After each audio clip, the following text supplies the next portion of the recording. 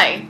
This is actually just a video response to John Green's video on Fahrenheit 451, and I actually bought this book like last week and I started reading it, and it went by fairly quickly. It's kind of nice having that happen for books that make you think, because I'm so used to books that are like 3 times the length in school, especially Victorian novels, and by the end of it you're like, what was the point again?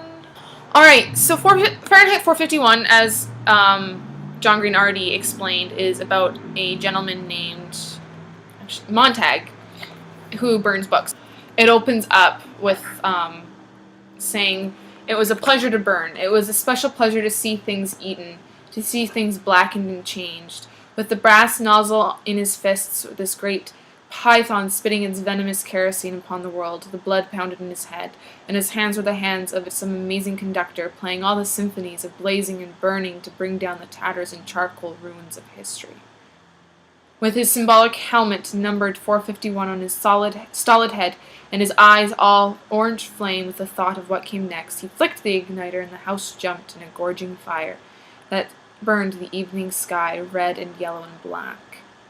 So you can tell right away that this isn't a normal fire. There's a lot of language of aliveness, and in a lot of sense, people who feel alive say they feel on fire. But at the same time, fire equals death in the sense that it can burn things up if it loses control, just like ideas can burn things up if they lose control. Montag kind of struck me as an interesting character in the sense that he's supposed to burn things, but as you find out later in the book, he's saving books instead of burning them as he's supposed to, and he's reading them and learning from them.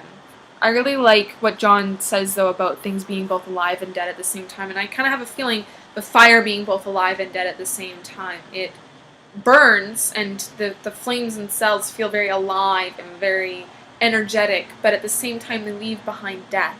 They leave behind charred remains and burnt pages and ash. And once it's gone, all that's left is an echo of what once was. I like the imagery of what fire means, and I like the imagery that Bradbury uses by placing Montag in the position of being a fireman, like where he creates fire and where there's always a spark. And I feel like that spark eats him, and he starts to think and challenge and wonder about what he does and why he does it.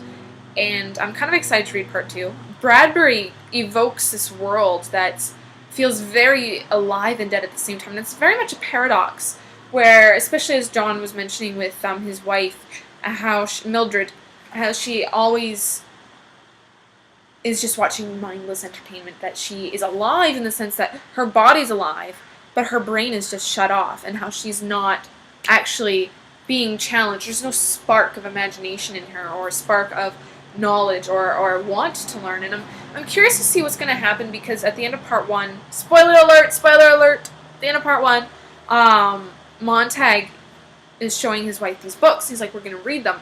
So I'm not sure if he's going to burn them, or if he's going to run away with her, or what's going to happen.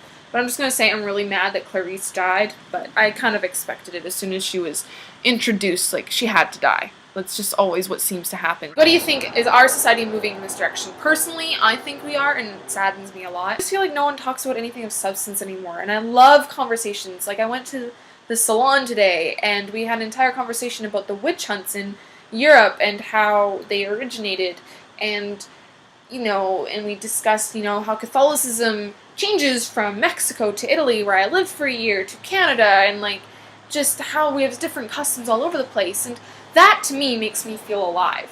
I feel so much more alive when I'm discussing things, and I love learning, and that's what makes me passionate, is learning more about what's around me and what shapes us as people. And that's why I ultimately want my master's, is so I can delve more into why we are the way we are, especially with the past.